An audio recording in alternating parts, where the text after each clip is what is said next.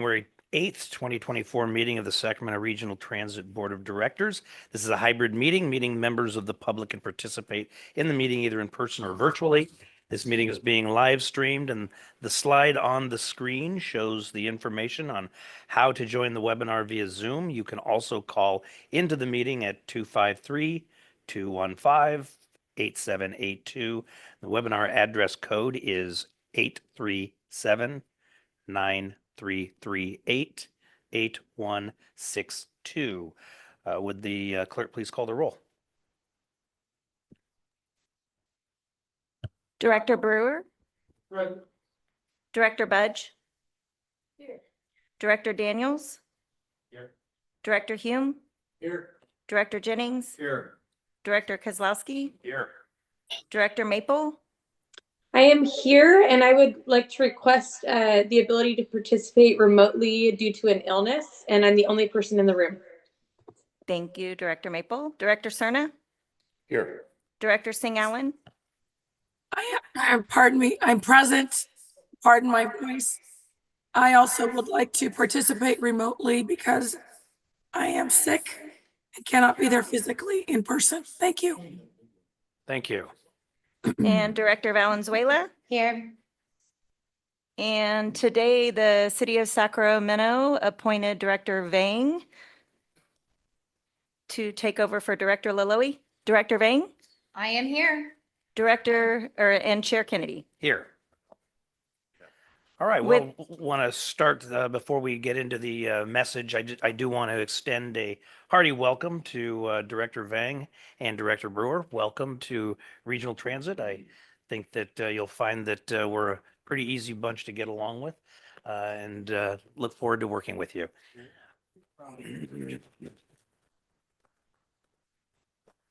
And with that, can the clerk please read the statement? Okay, with that, we have a quorum with 12 votes, and this meeting of the Sacramento Regional Transit District will be cablecast on Metro Cable 14, the local government affairs channel on Comcast, Consolidated Communications, and AT&T Uverse cable systems. This meeting is closed caption and webcast at metro14live.saccounty.gov. Today's meeting replays Sunday, January 14th at 11:30 a.m. and Wednesday, January 17th at 2 p.m. on Channel 14. This meeting can also be viewed at youtube.com/Metro Cable 14. Members of the audience wishing to address the board should fill out a speaker card located on the side of the room and provide it to myself or Adam. Once the item has been called, additional speaker cards will not be accepted. The time allowed for public comment is at the chair's discretion. The timer will chime when you have 30 seconds remaining, and then again when your time is up. If you're participating by phone, please push *9 to indicate a desire to comment. If you're joining us through Zoom, please push the raise hand button. Be sure to unmute yourself when it is your turn to speak and voluntarily state your name for the record. Any written comment that was received by 1:00 p.m. today has been provided to the board and will be filed in the record. Thank you very much. Would you please join me in the Pledge of Allegiance? I pledge allegiance to the flag of the United States of America and to the republic for which it stands, one nation, under God, indivisible, with liberty and justice for all. All right, that takes us to consent items 2.1 to 2.6. Are there any members of the board that would like anything pulled from consent or have any questions of staff at this time? Chair Kennedy, I'll abstain from item 2.1, given that I wasn't here at the last meeting. Okay, thank you. Mhm. The record reflect that. Is there any member of the public that would like an item discussed that is currently on consent, non-controversial items? Okay, hearing none, is there a motion? So moved. Second.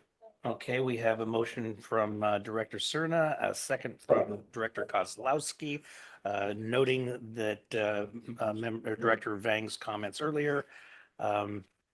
Please call the roll. Director Brewer, Aye. Director Budge, Yes. Director Daniels, Aye. Director Hume, Aye. Director Jennings, Yes. Director Kozlowski, Aye. Director Maple, Aye. Director Cerna, Aye. Director Singh Allen, Aye. Director Valenzuela, Yes. Director Vang. Yes, with an abstention at item 2.1. Okay, and Chair Kennedy. Aye. And the consent calendar passes with 12 votes. Thank you very much. That takes us to our unfinished business, item 4.1. As before we have the staff report, I would like for clean housekeeping purposes, to keep things moving, I would like to make the motion that we reconsider the board vote on item 7.1 Dos Rios Light Rail Station project that was taken by this board November 13th, 2023. Second. Okay, we have a motion by the chair, second by Director Cerna. Please call the roll, for this is strictly for reconsideration. Director Brewer, Aye. Director Budge, Yes. Director Daniels, No. Director Hume, Aye. Director Jennings, Yes. Director Kozlowski, Yes. Director Maple, Aye. Director Cerna, Aye. Director Singh Allen, Aye. Director Valenzuela, Yes. Director Vang, Yes. and Chair Kennedy. Aye. Motion passes with 11 votes. Thank you. And now we have a board presentation from Laura Ham.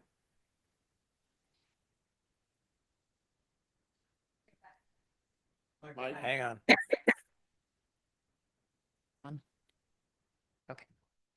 Can you hear me now? Yes. Oh, there we go. Okay, so we're back in front of you tonight with a more comprehensive presentation as was requested related to the potential reconsideration action on the Dos Rios Light Rail Station. Got a presentation coming up here. You can go ahead and skip to the fourth slide, Adam, please. The Dos Rios project includes the construction of a new station on the SAC-RT Blue Line at North 12th Street, the construction and realignment of approximately 1,400 feet of track and other components. If the project is authorized, we would expect to commence construction in spring of 2024 and complete construction in late 2026. So giving you a quick update on our project progress to date and jumping all the way down to November of 2023 when the board took action to support an alternative project. And then following that meeting, SHRA requested a 60-day extension from the Strategic Growth Council to formulate a corrective action and funding plan for the station project. The extension was approved on December 4th, and a final corrective action response is required by February 1st. In December, SAC-RT's request for $10 million in SB 125 funding was approved by the SACOG board. In addition, SAC-RT released an invitation for bids for the station project in December, and bids are due on February 22nd. So just prior to the December 11th board meeting, Vice Chair Jennings submitted a request to Chair Kennedy to bring the item back to the board for reconsideration and approval due to new developments that, had they been known at the time of the original vote, may have changed the outcome of that vote. And next, I'll go into more detail regarding those new developments, which are also shared in the staff report. So as I mentioned previously, SHRA requested and received an extension on the corrective action plan submittal from the SGC. In the response letter granting that extension, the SGC states that that alternative projects must meet several criteria, including full community support and permanency. And they gave examples of infrastructure projects in that response, indicating that the substitute bus service may not meet the criteria of permanency or community support stipulated by SGC in that letter. The next piece of new information is related to project funding. A quick background, the status of the project is included in the RT capital program. The project is included in the FY24 capital budget approved by the board back in June. The project cost at that time was updated to $43 million, with $22 million funded in the budget and $21 million unfunded. Like all capital projects approved in the capital budget, we worked diligently in the pursuit of grants to fill funding gaps. The good news is that we were able to submit that request for $10 million of SB 125 and received approval from SACOG for that funding in mid-December, providing approximately $33.8 million in funding for the project. So SAC-RT staff has also been evaluating and planning to apply for other recently announced grant opportunities that are likely to provide additional gap funding for the project. And noted here, we have the RAISE grant, TIRCP Cycle 7, and the EPA Community Change Program. Based on the merit criteria for each of these grant programs, the Dos Rios project is a strong candidate for each. And also to our benefit is the ability to leverage already secured funds. Advocacy of elected officials has been key to SAC-RT's grant success in recent years with projects such as light rail modernization and others. With Dos Rios, we have the strong advocacy of Senator Ashby, who has agreed to support SACRT's proposal to request TIRCP Cycle 7 funding and other options for additional funding. We're actively preparing to submit applications for these grants, which are expected to be awarded this summer. So an additional emphasis in SHRA's written request to SGC was the fact that the project incorporates more than $100 million in leveraged funding from other grants allocated to SHRA projects within the project boundaries and contingent on the construction of a light rail station at the site. You can go ahead and go to the next slide, Adam. As we committed when the project was last discussed, we have continued to look for cost efficiencies and value engineering opportunities. Since the November meeting, we have secured contracts for third-party flagging services, providing us with actual costs for that service. With those actual costs and a refinement of the project schedule, potentially reducing the number of days for construction, we believe that we can reduce costs by about $1.2 million from the original estimate. This reduces our project shortfall from $9.2 million to approximately $8 million. You go to the next one, please. So nearing the end of our presentation, I wanted to provide a quick update on the site cleanup efforts, which I know some board members have raised questions about due to it being a potential area where we could experience increased costs. Our station project is a partnership between SHRA and SACRT, among others. However, the light rail station site with the adjoining Triangle property is owned by SHRA, and the station will be constructed and maintained by SACRT under a property easement. SHRA has completed a site management plan that lays out the requirements regarding construction work that will impact the soil on the site. The plan has been approved by the California Department of Toxic Substance Control and spells out conditions for soil handling and disposal and maintaining worker safety from the contaminated soil. SHRA has also completed hotspot remediation work on the site to bring certain contaminant levels in the soil within acceptable levels. Final test results have been completed and presented to DTSC for their approval. The current update from SHRA is that the report is going through that final review by DTSC. SHRA will continue to be responsible for additional cleanup efforts if needed, but the major site cleanup is complete at this time. So I'll wrap up the presentation with a quick review of the new information available since the action in November. SHRA was granted additional time to develop a corrective action plan, now due February 1st.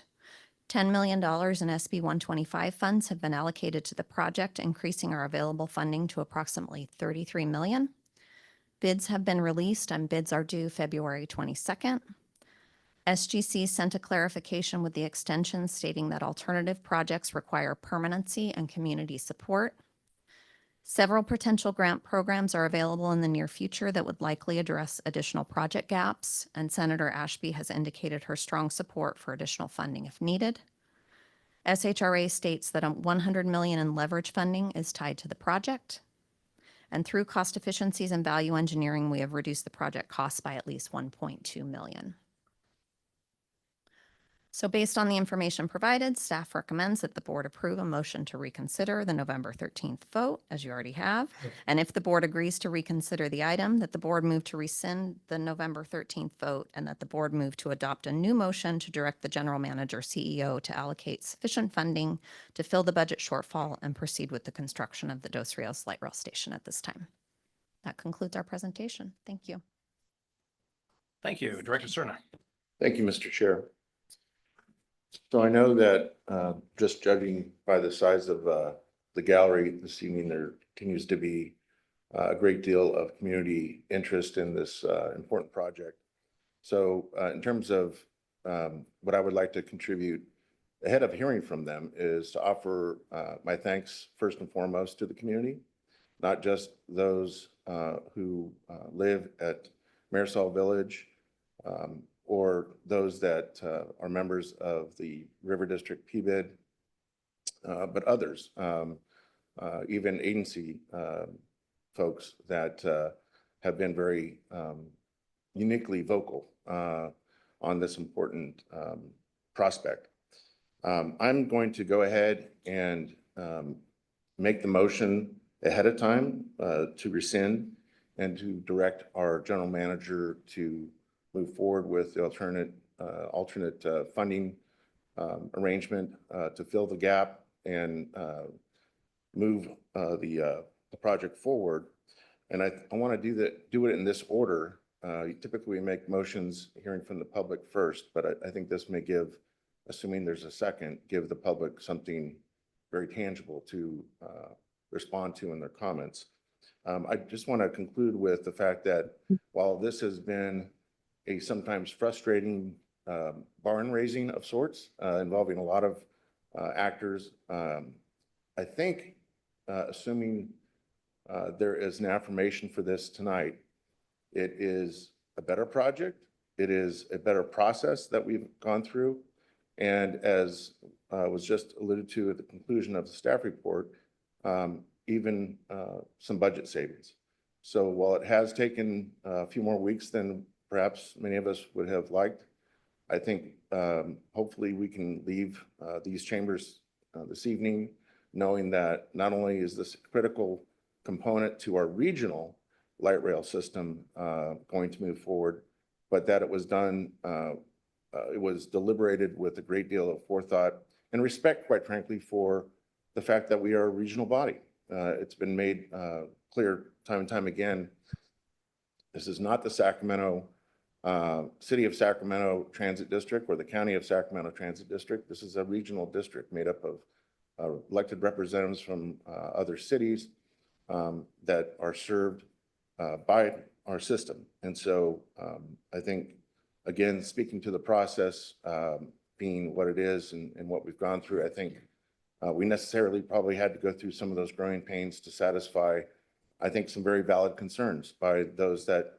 don't directly represent the area. There's only two of us on this board that directly represent that specific part of the city of Sacramento.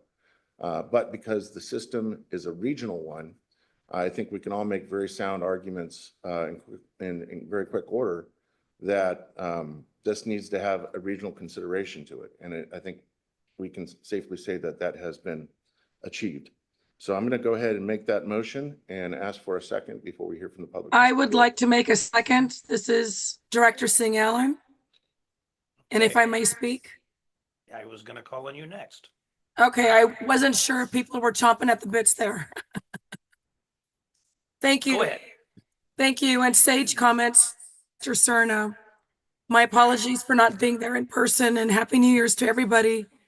While I can't see all of the residents that are in attendance, I can only imagine that the room is filled with interested parties. I think it's really important for some of the reasons that Director Cerna outlined. This is a regional body, and while the process may have been messy, we are in a better place. And this is also a learning point for all of us to work collaboratively as a region for the best interest of the community, of all communities. I've had several meetings with our general manager with assurances that there wouldn't be cuts to our respective cities and communities. So there would be, none of our communities would be penalized for these additional allocations. We've seen the funding outline, which I think is very clear. So I appreciate that.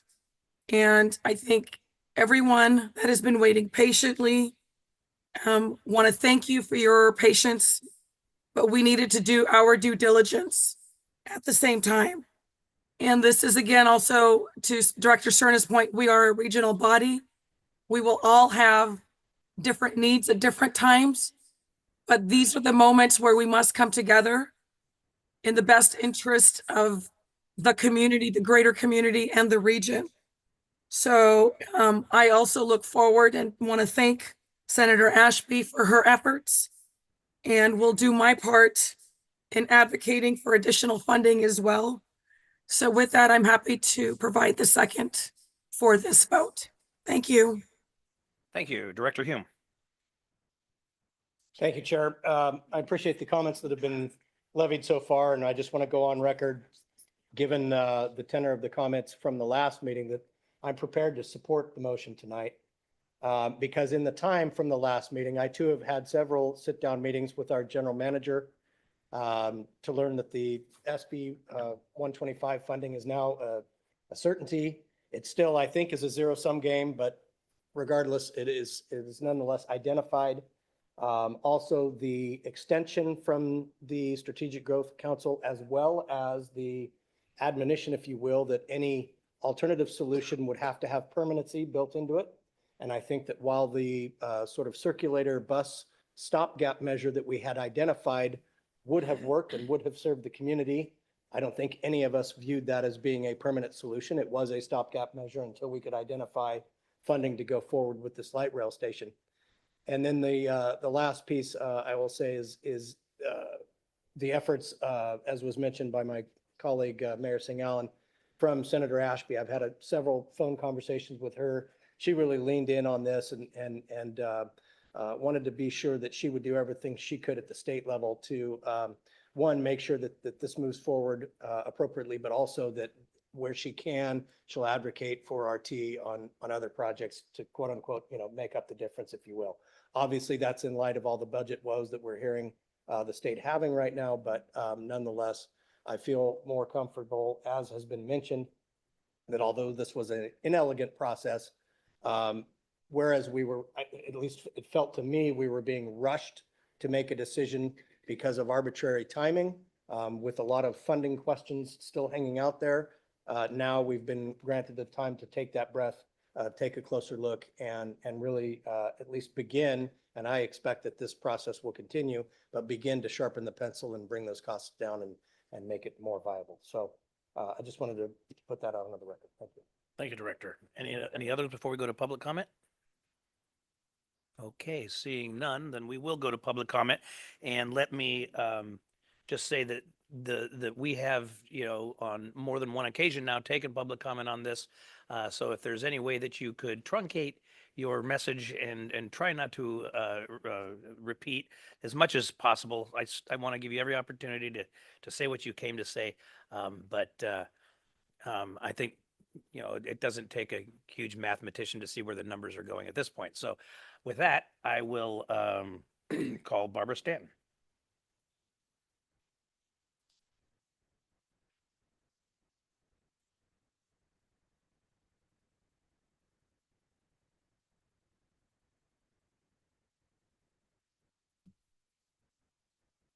Good. E-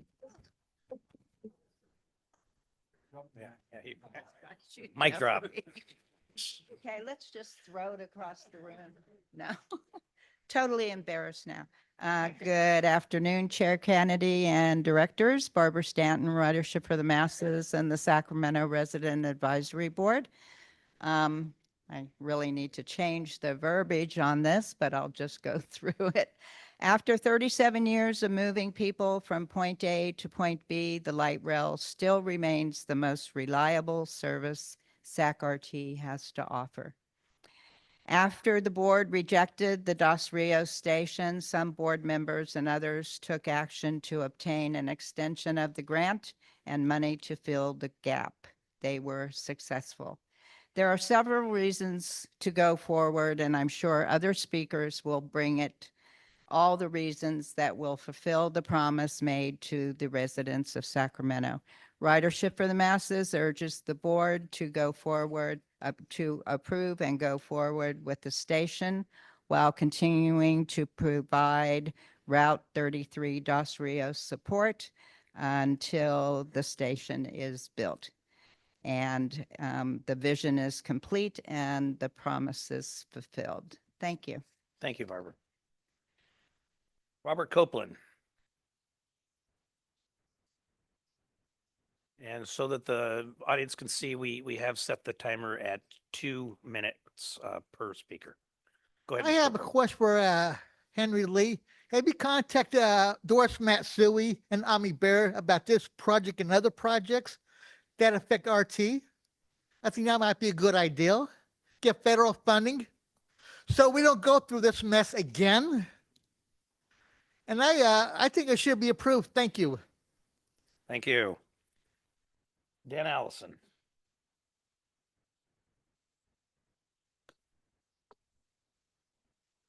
Good evening, board members. Dan Allison speaking. Could you pull on the mic behalf up a of little bit there, Dan?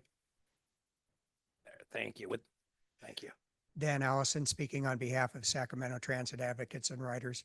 We are pleased that the direction seems to be to approve the light rail station. It was a commitment made to Mirasol Village, and we're glad to see it being followed through. And I'll take this opportunity to say that affordable housing doesn't work without good transit service, and vice versa. You can't have effective transit service without enough housing. And this is a chance to bring those two things together in a very effective way. So we are in complete support of the motion and of Dos Rios Light Rail Station. Thank you. Thank you. Catherine Canepa?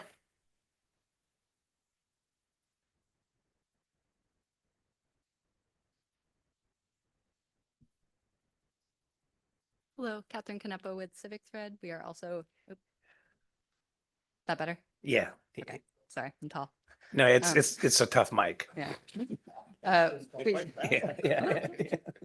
We're fully in support of fully funding the light rail station moving forward. I think you've heard from residents and a lot of stakeholders in the community and how important this is. This is also really important for the future of the River District. And I just can't impress more how much this could change people's lives for the better and give them access to resources, jobs, and just connectivity to their families and friends who live in other parts of the city. Mirasol Village is really a transit desert right now. We do have the bus, but as people have shared, there are a lot of improvements that need to be made. And just very encouraged to hear that the tide seems to be changing on this. And thank you for reconsidering. Thank you. Coco Cocazella?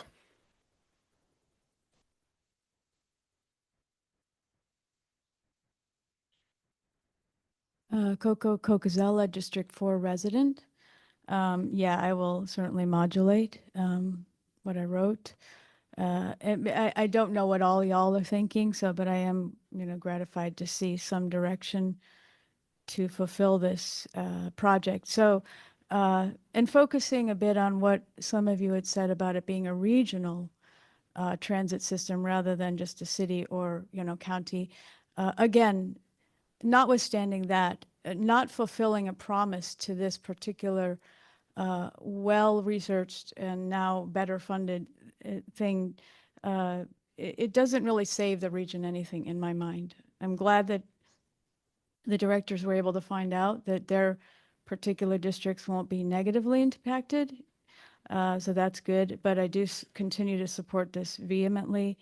I think Laura did an excellent job of pointing out, what's going on recently. Especially wanted to point out the bit that already directors and Laura have pretty much focused on, which is the alternative solution would need to be per SGC support would need to be immediate, permanent, and advocated by the community. And I don't think the bus is going to be able to fulfill all of those. So, yeah, I don't need to read this whole thing. I hope this doesn't get terribly pushed again too much into the rhetoric of regional versus this specific project. This project has done due diligence, has made promises to the community, impacts future partnerships. As Dan said, transit-driven development, all this stuff is super important for the city to be a trailblazer in this. Thank you. Thank you. Jeffrey Tartagia?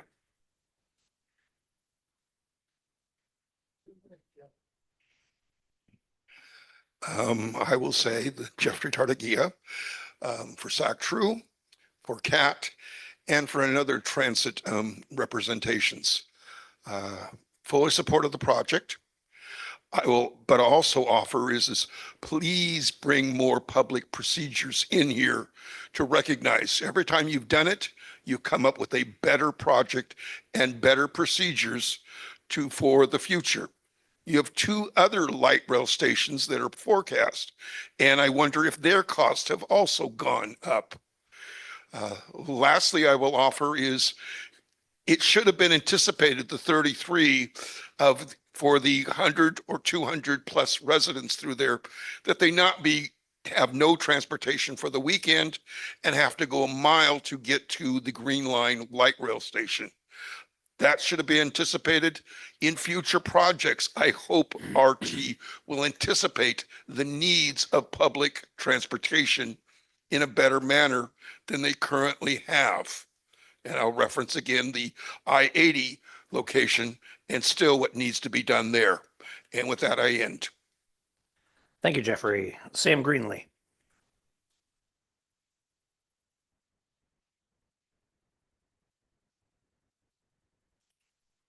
Good evening, Sam Greenlee, Executive Director of Alchemist Community Development Corporation. I'll keep it short. I really appreciate the board bringing this back for consideration, for the staff working alongside to bring this back for consideration. I know it's very unusual and unique for an elected body to bring something back just 2 months later and consider again. So I appreciate the work that has gone into that. We remain fully in support of this. And I'd just like to make a note too. Our nonprofit is not just a City of Sacramento nonprofit either. We serve the greater Sacramento region. And our immersion in this project has really highlighted for me the need for us to engage in advocating in other regions as well for increased access in Elk Grove, in unincorporated county, in Rancho and Citrus Heights. And we look forward to partnering to help ensure that those vulnerable communities in these neighborhoods too are served as well. So thank you. Thank you. Devin Strecker.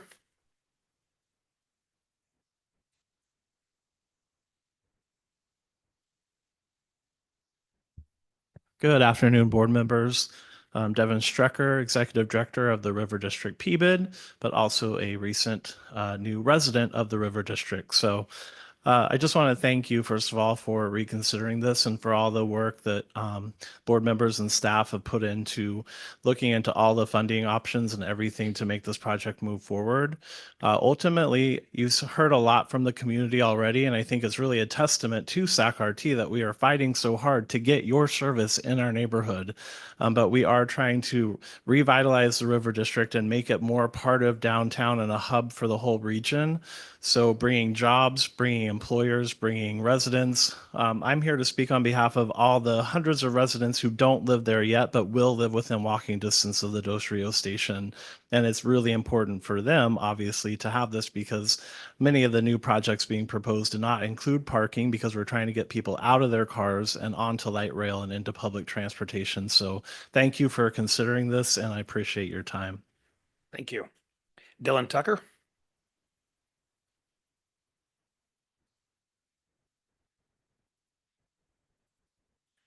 Hi, thank you for your time. I'm Dylan Tucker. I'm a resident of the River District and a SAC-RT writer, transit writer. Basically, I just want to say thank you for reconsidering this.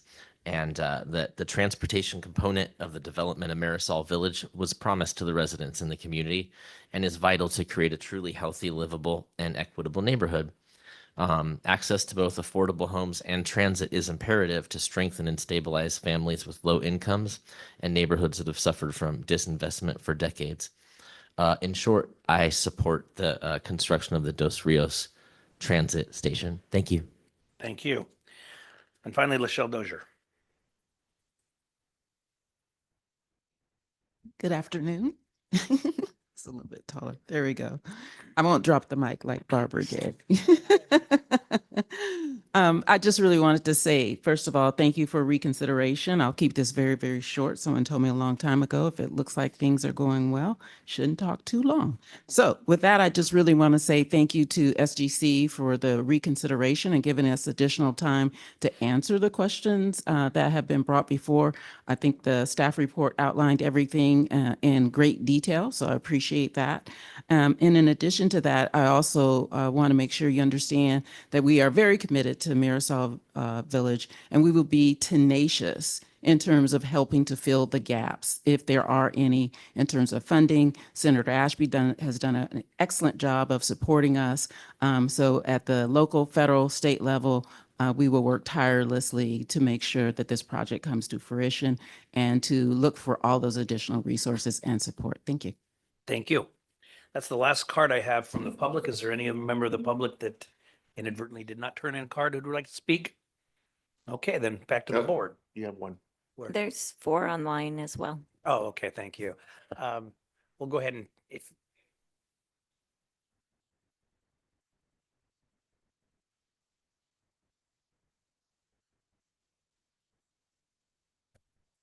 I was gonna be surprised if you're just gonna hold up the wall back there. Well, you know, I couldn't do that. Are we family today or what do I? Always, always. I'll take it as we're not family, but thank you. Keisha Harris, I just wanted to say a short statement and let you know that I am a resident of the River District and I am absolutely in support of the light rail station, the Dos Rios light rail station. I've been here for many meetings. And so I'm glad that we finally got to this point and just very hopeful this evening. So thank you for allowing me to speak. Thank you. We have one more and then we'll go to the phones.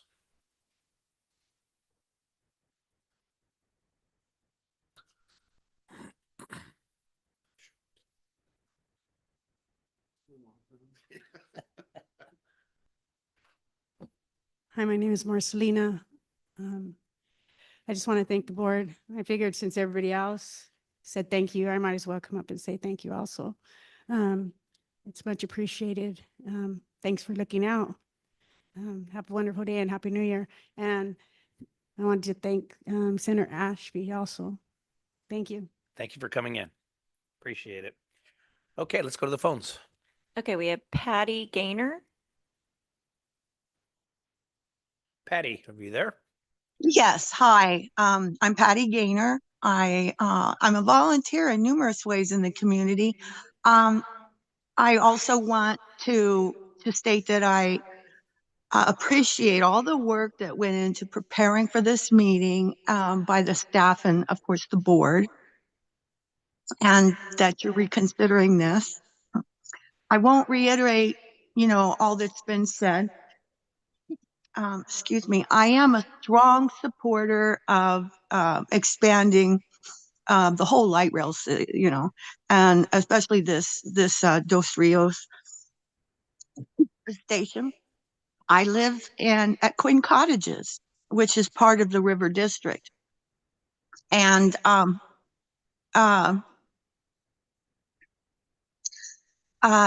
want to make to point out.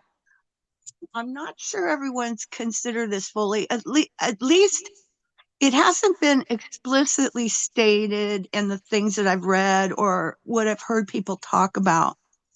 And that is that, basically this is a justice, an equity and justice issue for people who are poor and who are, people of color and elders. And then also what people forget a lot of times is people with disabilities. I am a person with several serious conditions that are disabling, and I'm a senior now, and so I can attest to the fact that disabled people who have disabilities, we have a very difficult time just getting out. So we have numerous challenges to overcome just to get out into the community. Can you wrap up, please? Yes. And so I see this really as, I don't know if you've thought about it, but I see this as a really important thing for disabled and seniors. Great. Thank you very much for calling in. Appreciate it. Mhm. Next caller, please. Gail Morgan.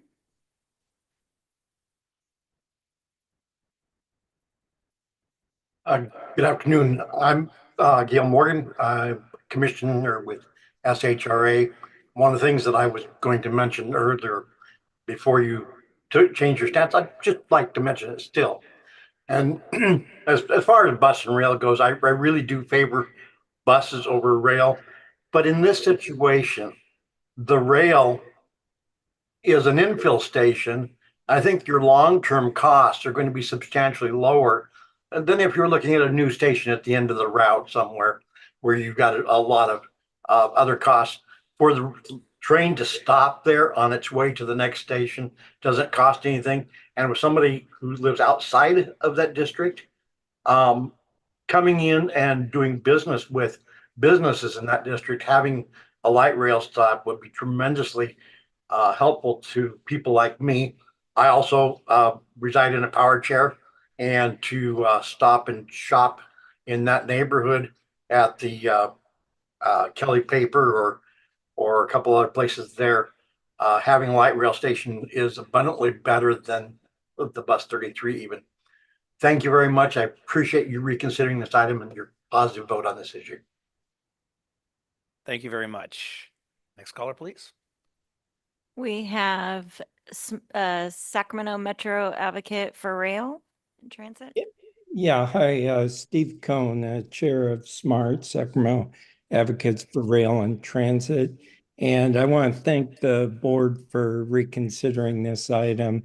I think it's better late than never, and I'm glad we're getting to this point. I do want to thank Senator Ashby and all of you who have been involved in keeping this project alive. There's a reason it was so successful in getting state and federal grants, because it connects so many different policy areas, from affordable housing to climate to air quality, equity, and of course, transit access. So thanks again for supporting the motion.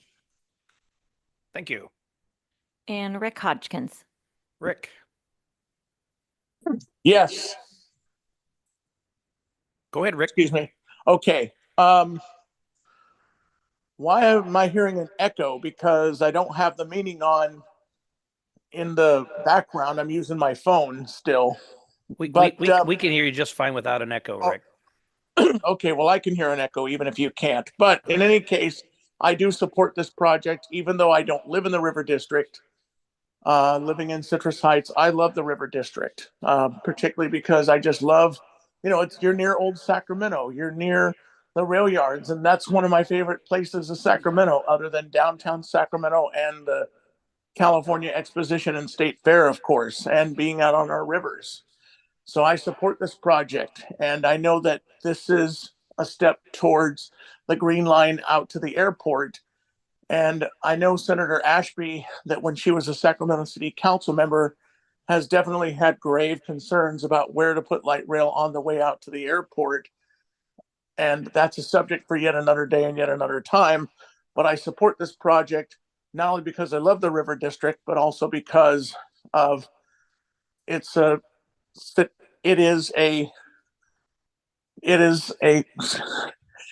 step forward towards going to the airport. And also, I will be back with you later on to speak on general public comment. Thank you. Thank you, Rick. Is that our final call? Yes. All right. I also want to say that I was contacted earlier by former Assembly member Roger Dickinson, who wanted me to convey to the board, if you haven't seen his letter, that he too is in favor of moving forward with the project. Sure. Yes, sir. I think the community's waited long enough, so I'm going to call the question. I would agree with that. Then with that, please roll call vote. I'm sorry. Oh, I'm sorry. Okay, but we have called the question. Well, that would be yeah, we already have a motion in a second. Mr. Sir. Yeah, that's fine. Go ahead. Thank you. And I didn't know as my good friend Chair Patrick Kennedy said, you don't have to be a huge mathematician to count the votes here. And this is going to pass, and so I'm really going to make my comments very concise. One of the things I've done on numerous occasions already is I've gone out and I've driven where the station will go in and to the next light rail station, and it's 1 mile and 3 minutes. It's like 3 minutes every single time, no matter what I catch red lights or whatever. And we're going to spend approximately now $43 million so that somebody doesn't have to ride in a bus from 1 mile and take 3 minutes. It's a terrible slap in the face to taxpayers, I think.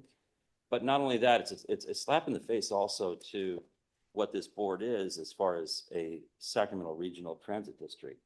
I asked the staff to prepare some maps, and I'm just going to not even use them other than to say, light rail goes out to Watt Avenue, and then after that, there are hundreds and hundreds and hundreds of thousands of people that live in the county after that, and even just over the line into Roseville and Rockland areas. that would probably jump on light rail if it existed over in that area. There's actually an area right at the line of Citrus Heights and Roseville that had a couple of shopping centers, of big lots, and a studio movie grill was supposed to go in. Nice big chunk of land there, make a great light rail station. But we're not going to be able to do anything like that or even think about that because we're going to spend $43 million to put a light rail station in so that somebody doesn't have to take a bus for 3 minutes.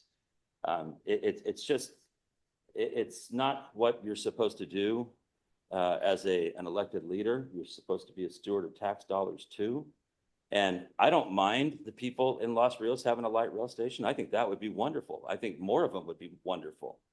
But we're also supposed to look at them from a practical standpoint too. And I think we're going to miss that on this case. But I'm just going to comment on one speaker who said that this will allow the city to be a trailblazer. And that's exactly correct. This is just, once again, something that's going to benefit the city of Sacramento. There are 53 light rail stations, and there are 44 of them in the city of Sacramento. So at some point, hopefully we do become a regional transit district. We see light rail push out to the edges of the county. We see it get down into Elk Grove, where again, there are just hundreds and hundreds of thousands of people. And we truly push more towards a regional transit district. That's it. Thank you, Director. Chair Kennedy? Oh, sorry. Now I'd like to call the question. Yeah, where are we at? So I hear voices. Could I? Oh, okay. Thanks, Chair Kennedy. I just, as one of the new board members, I just wanted to, I'll keep my comments short, but first I just wanted to say thank you to all the residents for being here today. I also just want to thank them for their continued advocacy. And then I also want to thank all of my colleagues on the RT board. I want to give a shout out to Laura, our general manager, SACOG, everyone that was really involved in this work to get to this moment. And I especially want to give a shout out to State Senator Angelique Ashby for stepping up and for committing her efforts and advocating for additional state and federal funding for this project. This project will be a lifeline for so many residents, right? At the end of the day, for me, and I think for our region, this is about access and equity, not just in the city of Sacramento, but for our region. And so I just want to reiterate, one of the public commenter had said, you know, affordable housing only works if there is reliable transportation and vice versa. And I just wanted to center and uplift that. And that's what we're really voting on today. It's really thinking about our region and thinking about systems. And so just, I want to say thank you to everyone who worked really hard, working through all the messiness to get to this moment. And I'm just proud to have the opportunity to vote on this very important project tonight. So thank you so much. All right. Thank you very much, Director. Now, I am afraid that Mr. Cerna has been very patient and called the question twice, so I will ask for a roll call vote. Director Brewer. Aye. Director Budge. So I'm voting for this reluctantly for a lot of the reasons that that Brett articulated. But also, when we talk about promises, Rancho Cordova was supposed to get a light rail station at the library when this system was first designed, and we're still waiting for it.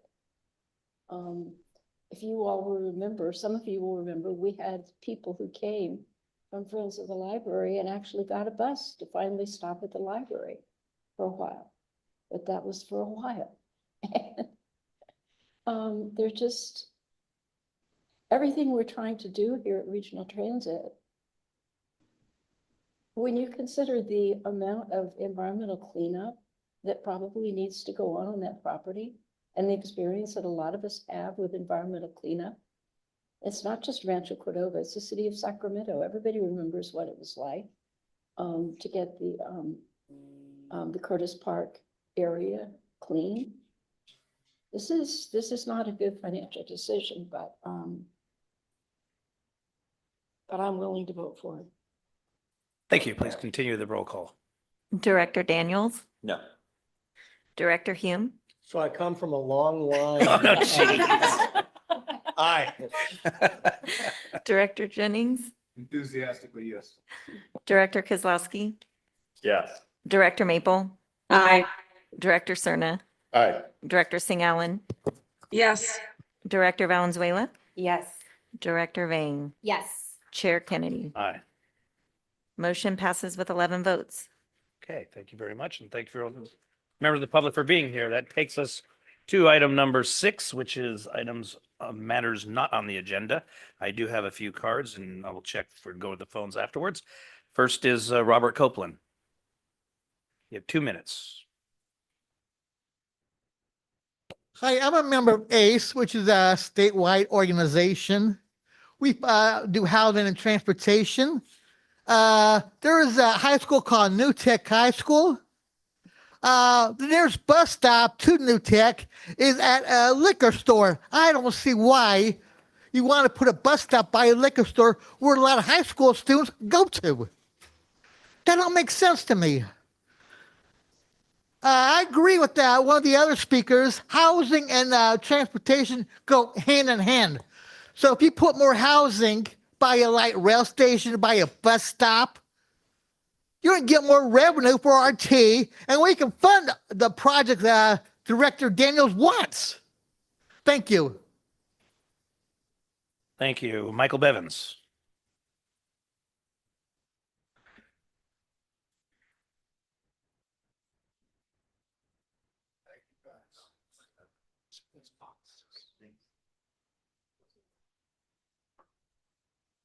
Hello, board. Now for something completely different. Can you lift the microphone just a bit? Oh, there we go. Thank you.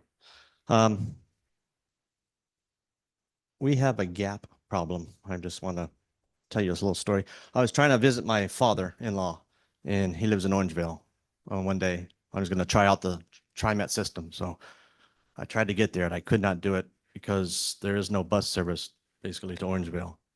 And I figured, okay, well, I'll do the bus, smart ride. Okay. He's just outside the border, so they wouldn't even calculate the time. Plus, I don't think it ran on weekends. So just, you can't get there from here. And I'm seeing with our transit expansion into Folsom from 30-minute wait to 15-minute wait, and that's all great. But on the other side of that transit system, there's this big black hole. You can't get from Folsom to Orangeville. There is no bus service. That's just from looking at a map. Maybe there is, and I don't know about it, but just from looking at a map, there is no way to do it. So my suggestion is we fill the gap. The number 1 line goes all the way to Sunrise Transit Center and stops. It should continue to Folsom. Problem solved. And there are also some other gaps. If you're in Elk Grove and you want to go to Folsom, you can't get there by bus, at least not a direct shot. That's another gap that maybe should be filled.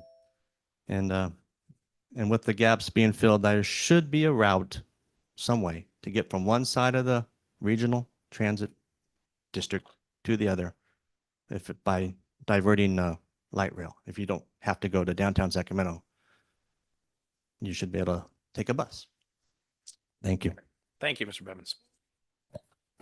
Coca-Cola.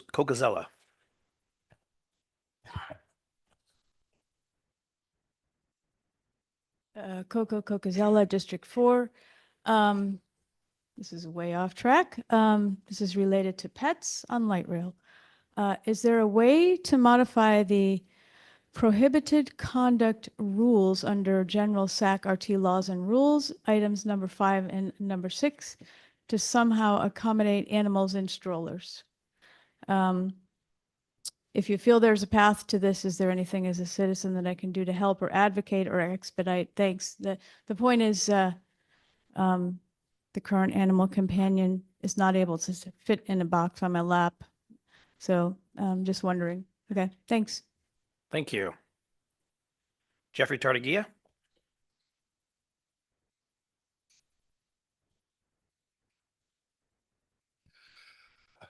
To the board. Half of you, you are new. I hope that you will encourage, should we say, Chairman Kennedy, to have one or more workshops, particularly to recognize for the new low floor light rail vehicles, but also to recognize what was pointed out through this present situation is there is an inadequate service for buses connecting people together. I agree that number one should be extended out there. I agree there's a couple of other areas that need to be revised and revamped. And you need to plan for what's going on this year on Broadway.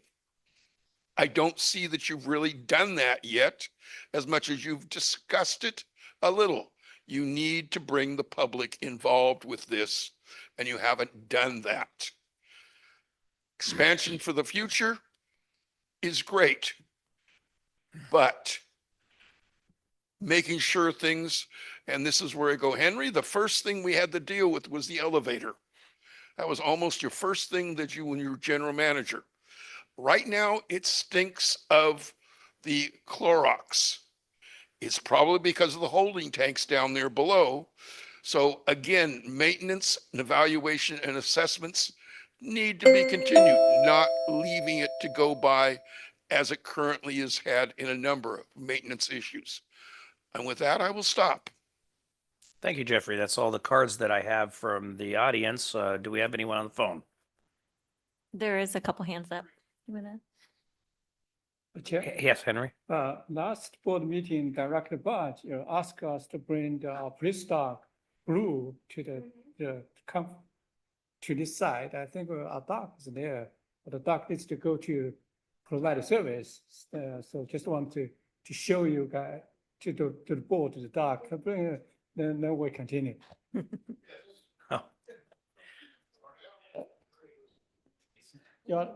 Thank you, Henry. I had a great time visiting with Blue. Henry, this is cutting into your general manager's report.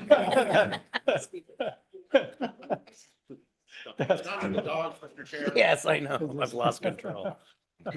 I'm so jealous. I don't get to meet the dog.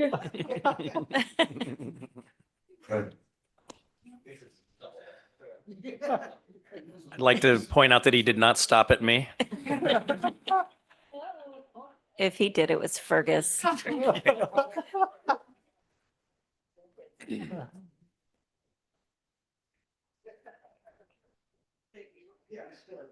Okay, back to the phones. Okay, we have Rick Hodgkins. Rick? All right. Hello, everybody. Okay, tough act to follow. I would agree that if there is not a bus out to Orangeville anymore, that needs to be resolved. I would highly recommend that if we are going to have Smart Ride, and if we are going to expand it and extend it beyond 7 o'clock, that we contract with either Lyft or Uber to help us do so. If not, then we should scrap that. We should scrap Smart Ride if we're not willing to expand it or extend it. We need federal funding, or that we need to contract with Lyft or Uber. So that's my idea to getting buses out to Orangeville and also expanding and extending Smart Ride. Otherwise, why don't we scrap it? Next issue I have, and this has been eating at me for some time, I could see why when you're on the bus and light rail, and if you're listening to music, you need to have earbuds or earphones or headphones or whatnot. You wouldn't believe how many times I've heard bus drivers and also fare ambassadors on the train tell people to please use those things so that they can listen to their music privately, so that the rest of us don't have to hear it. But that, what about for us blind people with cell phones that which talk? And some people play games on the train or bus that which don't have headphone jacks. Thank you. That is all. Thank you, Rick. Next call. Michael Harris. Michael.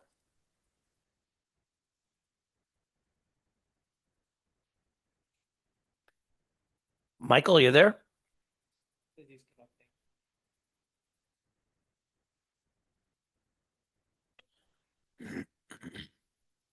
you see him twice?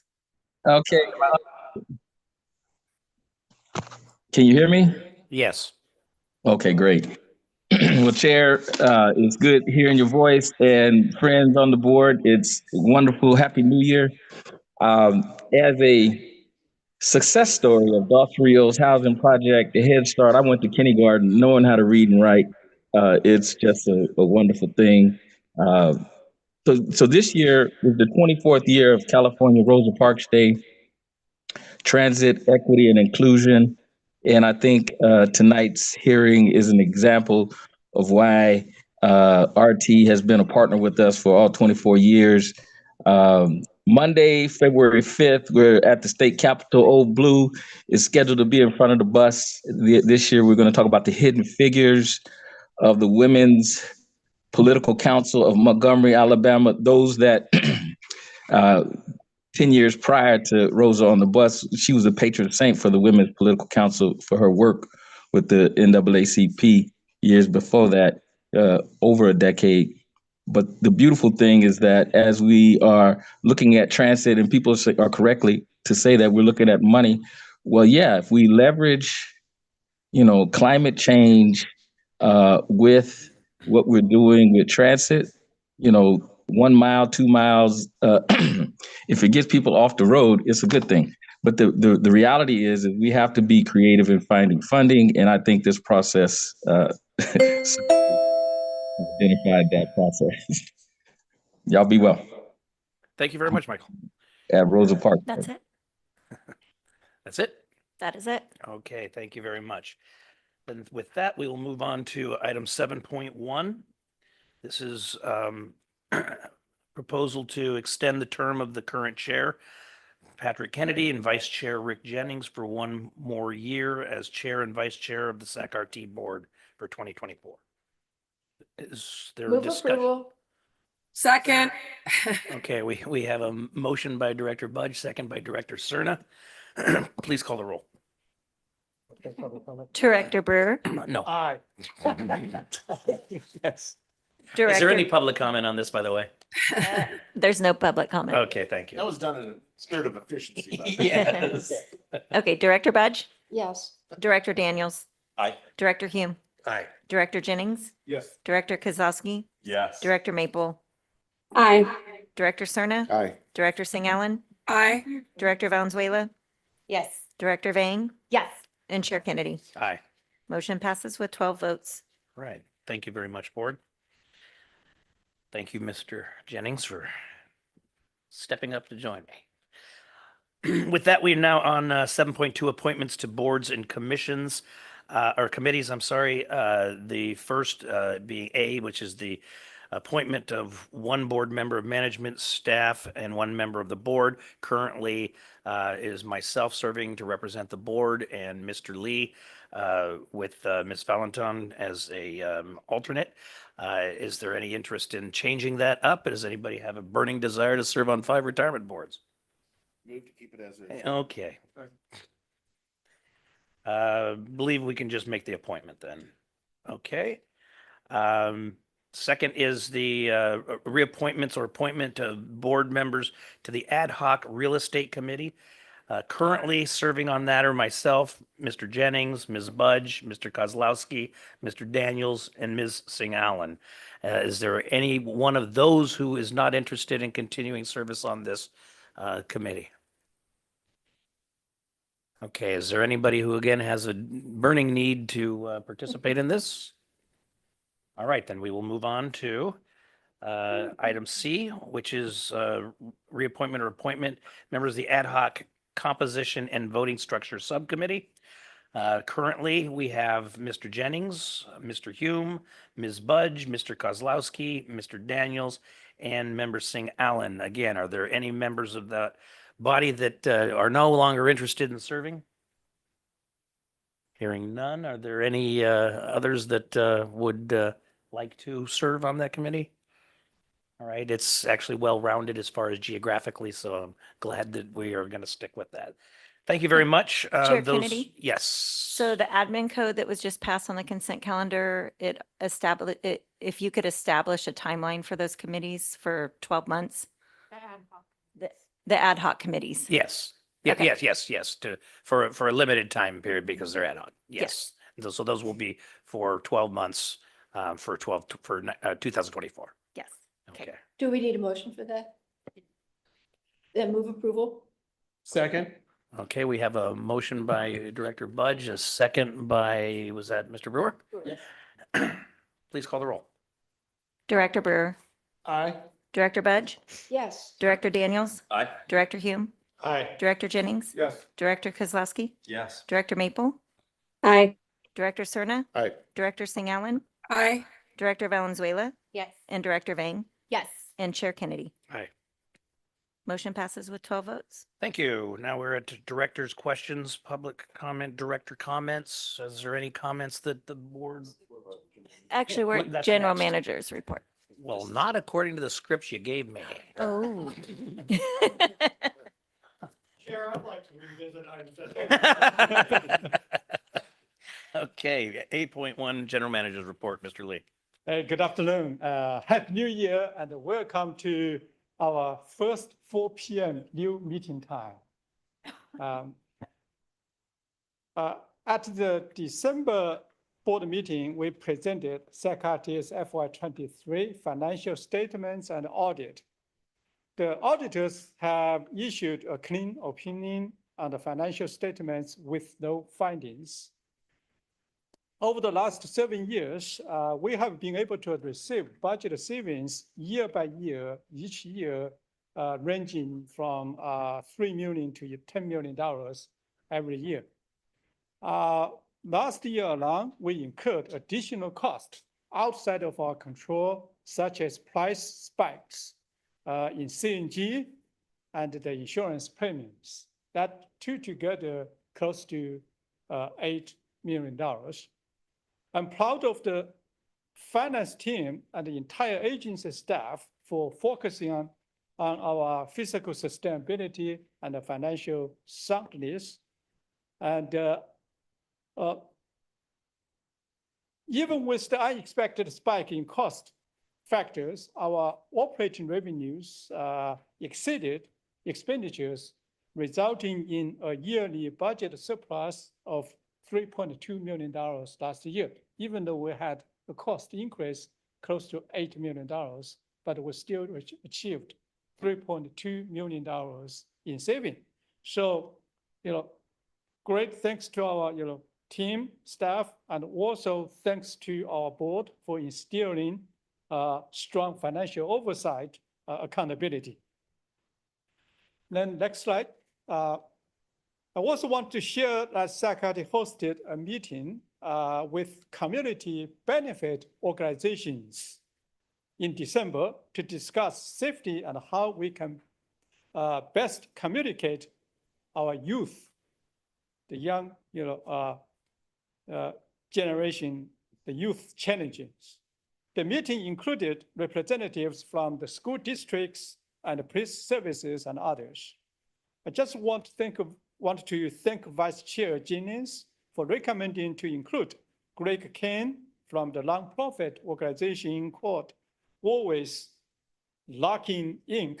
and the Black Child Legacy campaign. The meeting was highly productive, and we promised to share any youth-related concerns we experienced. And a follow-up meeting was held last week as we work on solutions to youth showing inappropriate behavior on our system without the use of a police officer. And we are working on a draft SACRT campaign to roll out this spring. Next slide. As you know, we have begun construction to add a double tracking or passing track in the city of Folsom that will enable us to provide 15-minute service on the last 7 miles of the Gold Line. As a result of the construction, we are operating a bus bridge during the 6-month project period. Customers are encouraged to download the free SACRT alert SACRT app or visit SACRT's website to stay informed. We also continue to make progress on the station platform modifications to accommodate the new low-floor trains. Starting today, SACRT began 4 platform modifications at the Sunrise Station.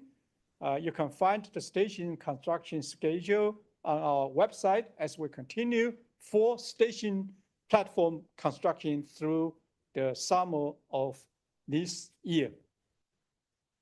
Then to conclude my remarks, I want to share that we continue to have a steady ridership recovery as we concluded 2023. For the current year, we finished it approximately 23% higher ridership than in 2022. And in fact, driven by, in large part, by our Ride-Free RT program, our November and December bus ridership was nearly 100% recovered versus pre-pandemic levels. So as you can see in the photo, many buses are, where's the photo? Filled with students coming and going to school. I think we didn't put that photo there, right? Okay. And as we enter 2024, we hope to continue to expand our Ride-Free RT program. And we would love to expand our service and build and develop more city connection from Folsom to Elk Grove. Unfortunately, as we repeatedly emphasized, our local sales tax or local funding for transit is among the lowest compared to our peer agencies in the state, this great state of California. We only receive 1/5 of 1 penny sales tax, while other major cities receive, transit agencies receive 1 penny, 1.5 penny sales tax for the local transit systems. So, but even we receive very little local funding, we have been doing greatly, and we are doing more with less. Last year alone, we received over $150 million discretionary grants. And that is just, very, a challenging task, but it's a very, it's excellent result. And we will soon be announcing some new challenging and awards to get more students further engaged with our program and get more students to ride our system. That concludes my remarks. Chair, get back to you. Thank you. Thank you. Is there any questions of Mr. Lee report? Rick Hodgkins has his hand up. Rick.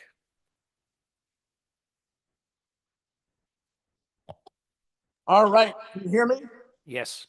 All right, I just wanted to point out that since getting my free Connect card at last month's meeting, I have put it to good use, and that when the low floor light rail cars start rolling, hopefully later on this year, I'll be able to experience those because I'm extremely excited about that. And real quick, can someone please contact, I forgot to say this on the last public comment, general public comment. Can someone please call me with regards to the use of cell phones and stuff on buses and light rail for blind people? Thank you. Great. Thank you very much. Any others? Nope. That's it. All right. Then with that, if there's no other questions or ideas from the board. Yes, sir. Thank you. Just wanted to share an idea with our general manager and his staff, if it hasn't already been decided. But it occurs to me, especially with the Los Rios station issue being in front of us so frequently as of late. Dos Rios. Dos Rios, sorry. That we have a substantial amount of new state occupancy that's going to take place very shortly across from the Green Line station. And it occurred to me that given the timing of deployment of our new low floor cars and the fact that I would anecdotally assume that we could see really pretty substantial jumps in ridership of the Green Line, obviously, from a single train set to something more, that we should deliberately think about deploying the low floor cars specifically for that green line section, more or less to put our best foot forward for those new riders that can take advantage of that almost direct service to their doorstep, which is just across the street from the transit stop. Because I think, we can stand to gain hundreds, if now not maybe even thousands of folks from across the service shed, that if they see that there's new shiny cars, they're relatively clean, the experience is going to be something that they remember and perhaps put a lot of stock in early, that we stand to see ridership continue to grow on that particular extension of the system. So I would ask you respectfully to look into the possibility of deliberately putting those low floor cars into use for that green line section. Thank you. Thank you. Any others? Hearing and seeing none, we're adjourned. Because I'm hungry.